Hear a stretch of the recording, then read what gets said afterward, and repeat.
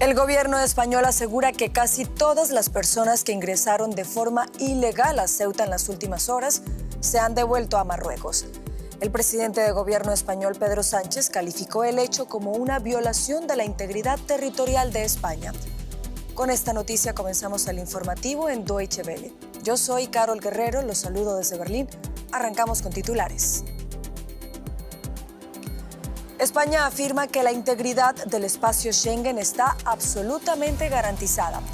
Esta declaración surge después de que Italia suspendiera este acuerdo de libre circulación para ciudadanos no europeos. Donald Trump dice estar muy contento con el acuerdo con Hamás, que según el presidente de Estados Unidos, implicará el desarme total de esta organización considerada terrorista por la Unión Europea.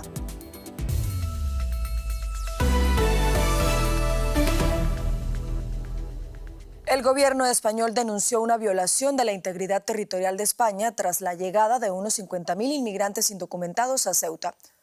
Las autoridades españolas aseguran que la mayoría de ellos ya habrían regresado voluntariamente a su país, Marruecos.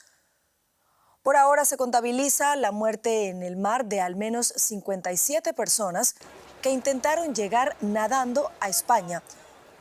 Italia cerró temporalmente la libre circulación para no europeos provenientes de España. Otros países como Finlandia y República Checa han abogado por excluir a España del espacio Schengen.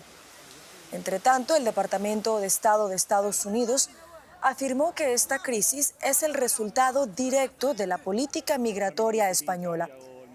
El presidente Donald Trump, crítico desde hace tiempo del gobierno socialista español, se pronunció sobre la situación en Ceuta. Escuchemos.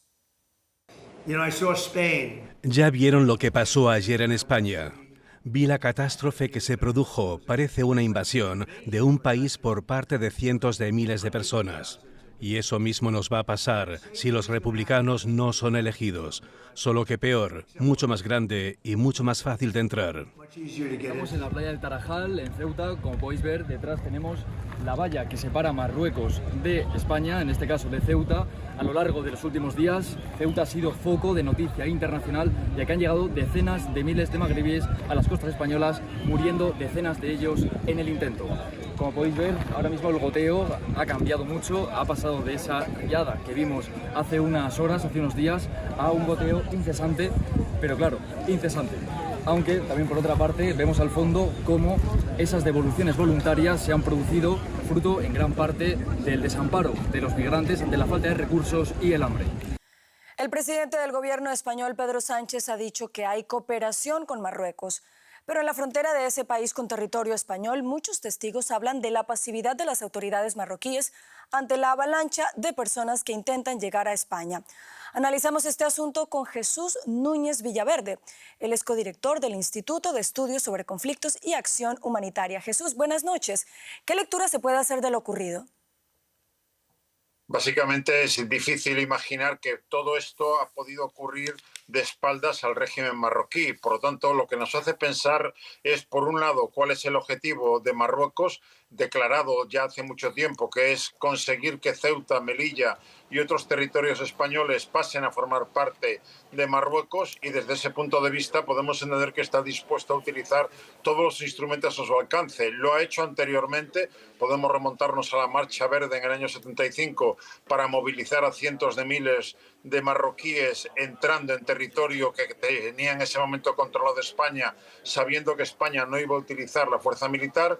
Lo hizo en el año 2021 cuando provocó una crisis migratoria también, en la que jugaba con la desesperación de su propia población para chantajear de ese modo a España y a la Unión Europea, y cabe imaginar que lo acaba de hacer nuevamente, mostrando al mundo las condiciones en las que vive esa gente que, en cuanto abren la puerta de Ceuta, tratan de escapar de Marruecos para buscar una vida digna en otro lugar, y que desde ese punto de vista cuestiona de forma muy clara esa colaboración ideal que plantea a veces el gobierno español, puesto que de momento no ha habido tal colaboración. Jesús, ¿es posible que las fuerzas españolas de seguridad impongan un control más efectivo de sus fronteras en África tras este incidente? Desde luego siempre se puede pensar en más medidas de seguridad y en más despliegue de policía, guardia civil e incluso del ejército, pero tenemos que entender que esto no se va a detener por una valla más alta o porque se haga más difícil el acceso por mar a una ciudad como Ceuta. Es una cuestión que depende básicamente de la voluntad del gobierno marroquí y desde ese punto de vista podemos entender que de momento lo que está haciendo Marruecos es jugar con la vida de su propia gente. Estamos hablando de decenas de muertos ya en el intento de llegar a Ceuta, sin que eso, ya digo, se pueda resolver en ningún caso por medidas estrictamente militares. Hay que pensar mucho más en la colaboración en el ámbito no solamente diplomático, sino también jugar con otras palancas como son el comercio. España es el principal socio comercial de Marruecos y, desde luego, intentar que la Unión Europea, con una sola voz, haga ver a Marruecos en las consecuencias de actos de este tipo. Jesús, tras lo ocurrido, ¿en qué lugar quedan ahora las relaciones bilaterales entre España y Marruecos? Si hacemos caso a lo que dice el propio gobierno español, la relación históricamente no ha podido ser más exitosa que la de ahora. La colaboración de Marruecos es plena y se supone que Marruecos es un país amigo para España. Si nos salimos de ese discurso oficial, la realidad lo que nos muestra es que Marruecos, como cualquier otro país del planeta, no tiene amigos, lo que tiene son intereses. Y como digo, el régimen marroquí está planteando un desafío a España, en este caso, y también a la Unión Europea. Desde ese punto de vista, lo que cabe imaginar es que la crisis se superará de manera más o menos inmediata y a partir de ahí se trata de ver si seguimos manteniendo una relación que esconde la realidad o si realmente se asume que Marruecos va a seguir siempre trabajando en esta misma línea y que depende de España y de la Unión Europea hacerle ver que eso tiene consecuencias. Desgraciadamente no parece que por ahí vayan las cosas y el alineamiento del gobierno español con Marruecos en el tema del Sáhara y el consentir que haga este tipo de acciones no ha servido en ningún caso para garantizar que Marruecos no nos siga creando problemas. Jesús Núñez Villaverde, gracias por este interesante análisis. Un placer, hasta la próxima.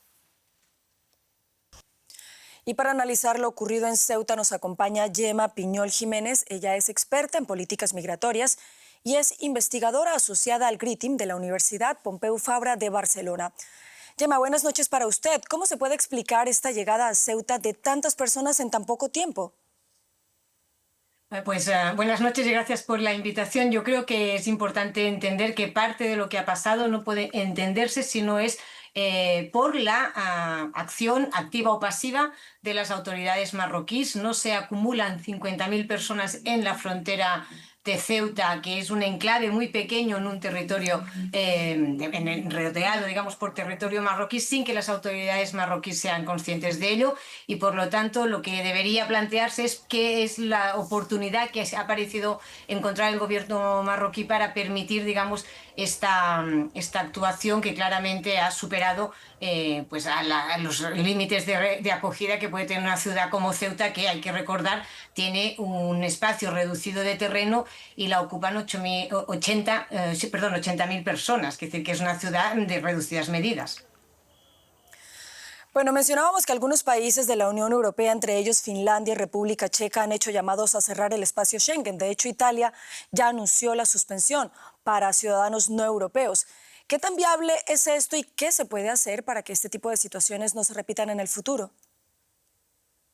Yo creo que hay que explicar que el espacio Schengen está enfermo desde hace tiempo. Tenemos muchas suspensiones en activo. Suspensiones quiere decir que los Estados miembros no permiten la libre circulación con normalidad, sino que obligan, digamos, en la medida de lo posible y de su voluntad que las autoridades paren. Creo que es importante recordar que Francia y Alemania están en una situación de suspensión de Schengen en todas las fronteras. Por lo tanto, la solicitud de suspensión en el caso concreto de una situación así no debería ser anormal. Sí que me parece anormal que lo digan países que claramente no hacen frontera con España, en lo que entiendo que tiene que ver más con una demostración de un cierto enfado que debe haber entre los socios europeos o claramente una falta de voluntad de aplicar el sistema de solidaridad en la Unión Europea, ¿no? Es decir, suspender Schengen es una cuestión que se puede hacer, está marcado, hay unos procedimientos, la Comisión puede poner, un Estado puede suspender temporalmente Schengen, no puede hacerlo en relación a personas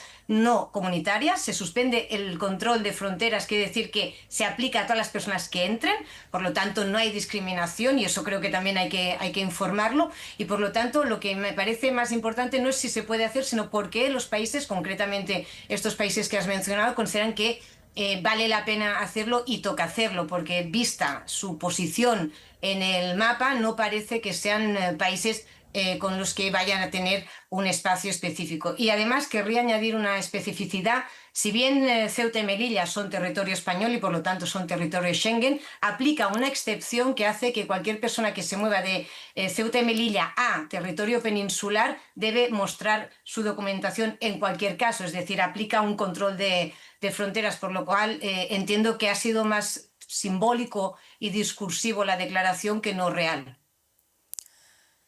Investigadora Gemma Piñol Jiménez, muchas gracias por habernos acompañado con este análisis. Gracias a ustedes. Buenas tardes. Y ya me acompaña Rosa Casals, lo que quiere decir que llega la hora de la información económica, pero seguimos hablando de esto que ha ocurrido en Ceuta, Rosa. Así es, Carol, porque esa entrada de miles de migrantes a la ciudad española de Ceuta ha puesto bajo la lupa el espacio Schengen. Se trata de la zona de libre circulación sin controles en las fronteras de la Unión Europea, que también es clave para el comercio. La reacción más extrema ha sido la de Italia, que ha cerrado temporalmente a España los puntos de entrada marítimos y aéreos. Otros países se han expresado a favor de esta medida. Finlandia, Dinamarca, Suecia y la República Checa se han sumado a la petición de suspender a España del espacio Schengen. Por su parte, Francia, país limítrofe, multiplicó la presencia policial en la frontera. Portugal, a su vez, no consideró necesario cerrar el espacio Schengen. Tensiones que amenazan con tener un impacto económico en la Unión Europea. Saludamos a Juan Carlos Martínez, profesor de Economía de la iUniversity, que nos acompaña desde Madrid. Muy buenas noches, Juan Carlos. En primer lugar, la crisis con Marruecos ya está teniendo un impacto económico en Ceuta. ¿Puede acabar afectando también al comercio y a la relación económica entre España y Marruecos? Bueno, yo creo que no. Al final, las relaciones comerciales e inversoras entre España y Marruecos son muy sólidas. Es el mayor destino de exportaciones españolas en África, de inversión, el mayor socio comercial de Marruecos. Y yo creo que independientemente de estos fenómenos que ocurren cada cierto tiempo, quizá esta vez con una magnitud mayor, las relaciones económicas y comerciales entre España y Marruecos van a mantenerse inalterables, ¿no?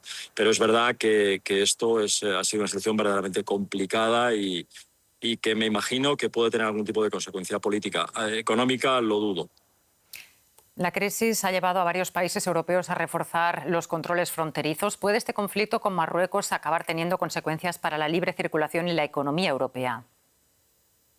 Esperemos que no. Es verdad que ha habido países como Italia, Finlandia, que hablan de suspender, digamos, a España de Schengen temporalmente o de reforzar los controles, pero parece que gran parte de los que habían llegado a Ceuta están volviendo, han vuelto a su país ya, a Marruecos, y por tanto pues creo que la crisis está en vías de solución. En cualquier caso, una cosa es que estén en Ceuta y otra cosa es que llegaran a la península, que es bastante más difícil, ¿no? Tendría que ser pues a través de medios oficiales que no parece que vayan a ver, ¿no? Pero es cierto que tal vez esta situación tan grave se ha producido pues por el gobierno de Marruecos, que la ha permitido, y tal vez que algunas de las políticas que ha hecho España en los últimos tiempos, como la regularización masiva, no han sido, digamos, la mejor idea a la hora de evitar este tipo de situaciones, y es lógico que los socios europeos, pues, digamos, se sientan amenazados y hablen de suspender Schengen. Esperemos que esto no ocurra y que pueda seguir habiendo libre circulación entre los países europeos. Juan Carlos, muchas gracias por darnos tu punto de vista. Gracias y muy buenas noches. Vamos a otro asunto. El presidente de Argentina, Javier Milei, anunció un proyecto de reforma del Banco Central para prohibir la financiación del gasto público mediante emisión monetaria. Según Milei, la medida pondría fin a décadas de políticas que alimentaron la inflación y favorecieron a la clase política. El mandatario presentó la iniciativa como una pieza clave de su programa económico y destacó que la inflación bajó de 3 dígitos al 33,5% desde su llegada al poder en 2023. Además, defendió los fuertes recortes del gasto público impulsados por su gobierno, si bien esas medidas han generado protestas y rechazo en distintos sectores sociales. Milei prevé enviar el proyecto de ley al Congreso a comienzos de agosto. Y comentamos este anuncio de reforma del Banco Central con nuestro compañero en Buenos Aires, Alejandro Rebosio. Saludos, Alejandro. El proyecto de ley de Milei ha generado opiniones encontradas. ¿Cuáles son los pros y contras de esta propuesta? Por un lado, con esta propuesta lo que busca el gobierno de Milei es asemejar las funciones del Banco Central a las que tienen otros países de la América Latina que han derrotado la inflación, a diferencia de Argentina. Es el caso de Chile, de Perú, de Brasil, de Colombia, donde se prohíbe directa y o indirectamente el financiamiento del Banco Central al Tesoro para cubrir gasto público. Por otro lado, también esos países aseguran la independencia del directorio del Banco Central respecto de los gobiernos de turno. Estos son los dos objetivos que persigue Milei con esta reforma. Quienes critican parte de la reforma, al menos, sostienen que, por un lado, el Banco Central solamente tendrá como función principal la lucha contra la inflación y no la lucha contra el desempleo. Y justamente señalan que, por ejemplo, la Reserva Federal de Estados Unidos sí tiene a la lucha contra el desempleo como uno de sus objetivos. Y por otro lado, también sostienen que en tiempos, por ejemplo, de la pandemia, fue necesario un financiamiento extraordinario del Banco Central al gasto público, dada la caída de los recursos en ese momento. Alejandro, ¿por qué considera Milei que ahora es el momento adecuado para cambiar las reglas del Banco Central? En este momento, por un lado, tenemos que la inflación ha bajado respecto del gobierno anterior. En el último mes del gobierno anterior peronista era de un 150%, ahora es del 33%, pero el gobierno considera que es necesario seguir bajándola. Hoy ronda el 2% mensual, que es el nivel que tienen muchos países en todo un año, tanto países desarrollados como países de Latinoamérica. Entonces, Milei lo que busca es reforzar esa lucha porque considera que en 2027, cuando hay elecciones presidenciales, su reelección dependerá del resultado de la lucha contra la inflación, pero también depende de que mejoren los salarios, porque por ahora el consumo sigue deprimido porque, si bien bajó la inflación, los salarios están por debajo de lo que eran en el anterior gobierno. También se ha destruido empleo formal y se ha creado, sí, empleo informal. Crecen sectores de la economía vinculados a las materias primas que crean poco empleo, mientras que decrecen sectores que generan más empleo, como la industria, el comercio o la construcción. Alejandro, muchísimas gracias por explicarnos un poco más en qué consiste esta reforma propuesta por Milei. Un saludo. Gracias a ustedes. Seguimos con más información en Oriente Medio, Carol. Así es, Rosa. Hablamos ahora del presidente de Estados Unidos, Donald Trump, quien ha dicho estar muy contento tras anunciar un avance en las negociaciones para el desarme total de Hamás en Gaza y la retirada de Israel de dicho territorio. Hamás, considerado grupo terrorista por la Unión Europea, ha confirmado su disposición a deponer las armas, pero exige que Israel abandone Gaza primero. Todavía persisten numerosos obstáculos, incluidos condiciones complejas y plazos prolongados. Casi 9 meses después del alto el fuego en Gaza, crecen las expectativas de un posible avance hacia el fin de la devastadora guerra entre Hamás, organización considerada terrorista por varios países, e Israel.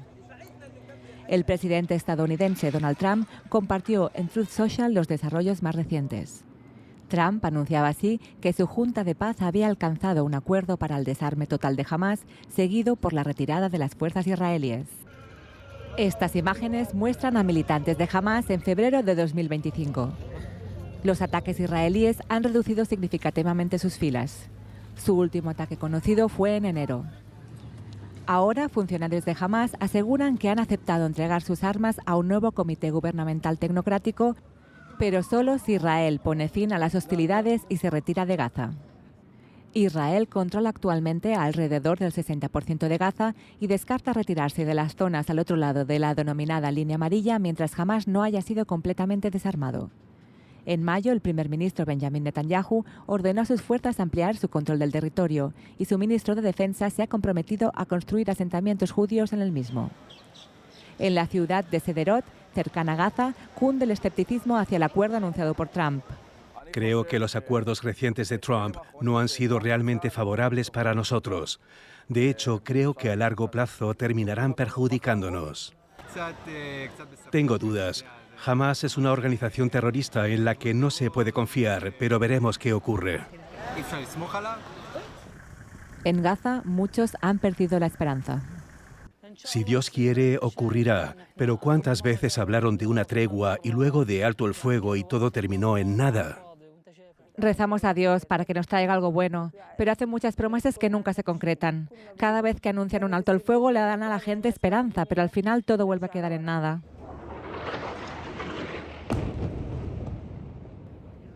Mientras, Israel continúa bombardeando Gaza. El último ataque se cobró la vida de 2 niños. Estaban durmiendo, la madre y los niños. Su tío también dormía. ¿Cuál fue su crimen? No eran personas buscadas. ¿Qué habían hecho para merecer esto? Están ahora entre las más de 1.100 personas que han muerto aquí desde que entró en vigor el alto al fuego, según las autoridades sanitarias de Hamás. Para la población del enclave, cualquier avance que ponga fin a los ataques llega muy tarde. Tenemos ahora informaciones con la periodista Maya Siminovich, a quien saludo a esta hora en Tel Aviv. Maya, Hamás afirma que Israel debe aceptar el acuerdo antes de que ellos depongan las armas. ¿Hay algún indicio de lo que podría hacer Israel?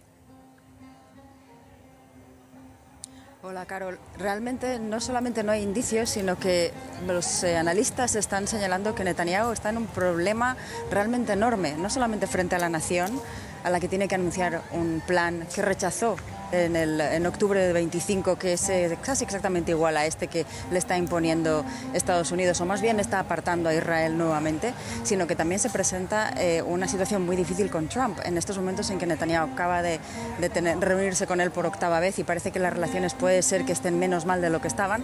Decirle no a este plan sería un gran problema. Realmente no ha habido ninguna información oficial, ninguna declaración oficial, y lo que aquí se supone es que seguramente Netanyahu está esperando que lo rechace Hamás y Hamás está seguramente esperando que lo rechace Netanyahu.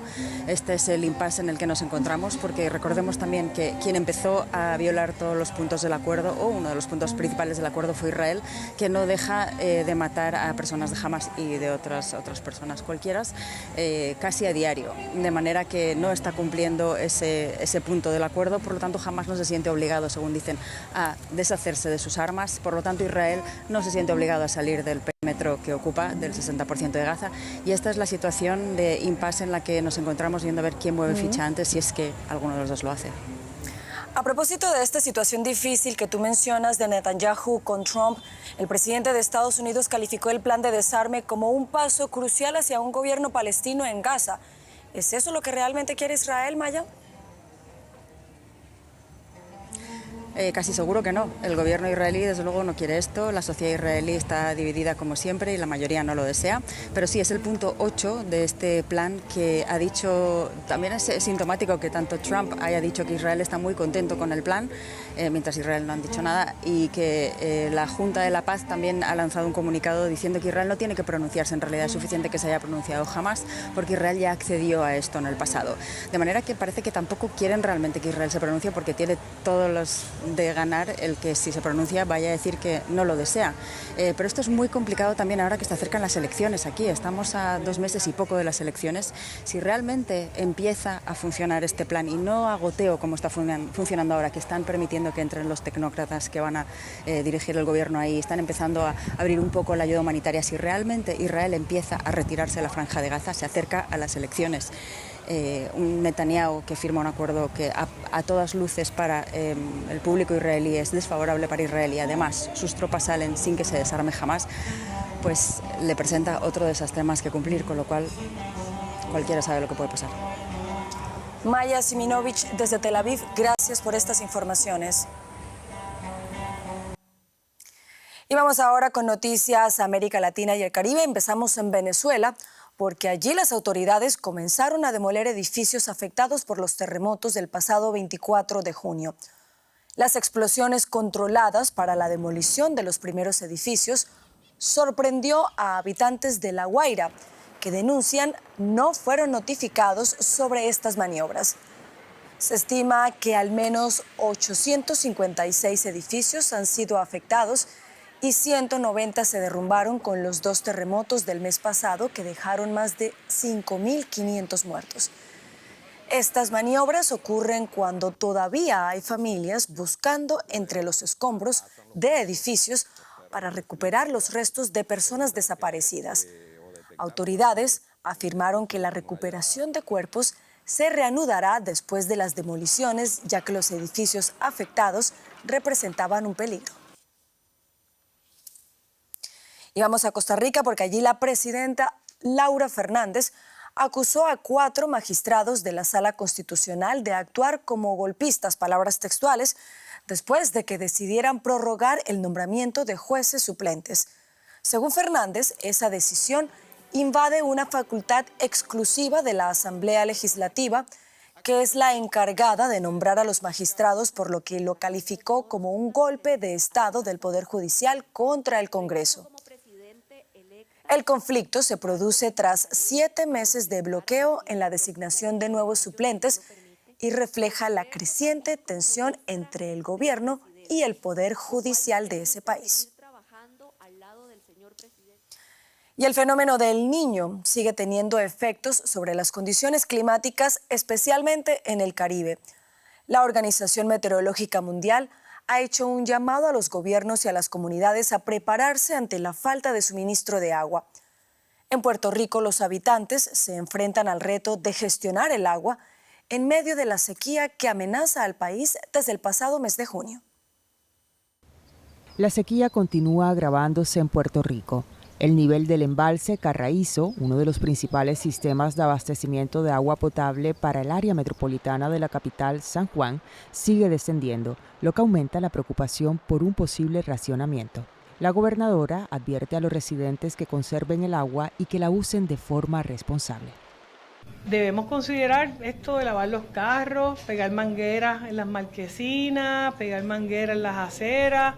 Tenemos una limitación sobre los abastos de agua.